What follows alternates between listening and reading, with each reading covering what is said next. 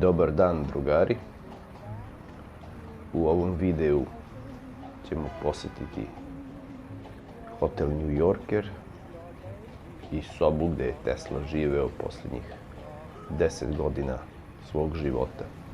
Hotel New Yorker je lociran u Midtown Manhattanu, pored Hudson reke i pored Penn stanice. Hotel New Yorker ima visinu oko 168 metara ili 550 fita. Nikola Tesla se u sobu uselio 1933.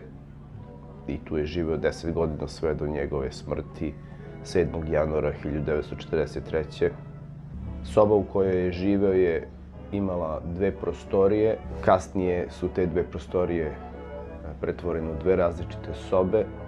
Soba 3328, koja je bila njegova radna soba, i soba 3327, gde je živeo, radio i gde su pronašli njegovo telo 7. januara 1943. Nikola Tesla je preminuo u 86. godini. Kao što vidite, soba je jako mala. Ja sam imao tu čast da 2 noći provedem u njoj. S obzirom da je bio januar mesec i na ulici je bilo 0 stepeni, samu sobu je bilo jako teško zagrejati, pa postavljam pitanje kako je on živeo tu 10 godina, 10 zima.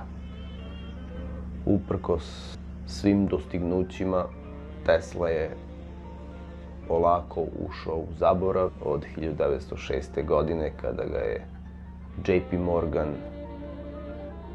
demonizovao u medijima i u javnosti. Tesla je imao problema da nađe financijera, tako da je često menjao hotele i bio je dužnik u par hotela. Inače, u hotelu New Yorker su napravili mali muzej u podrumu hotela. Poslednjih 35 godina njegovog života mi maltene ne znamo mnogo, ali polako neka pisma i neki dokumenti izlaze na videlo.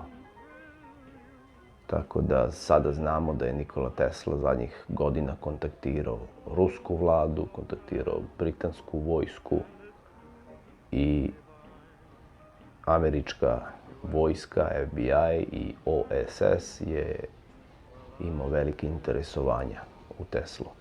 Tako da posle njegove smrti oni su iz Tesline sobe izneli oko 40 sanduka. Međutim, američka vlada je Teslina dokumenta vratila za Srbiju tek 9 godina kasnije.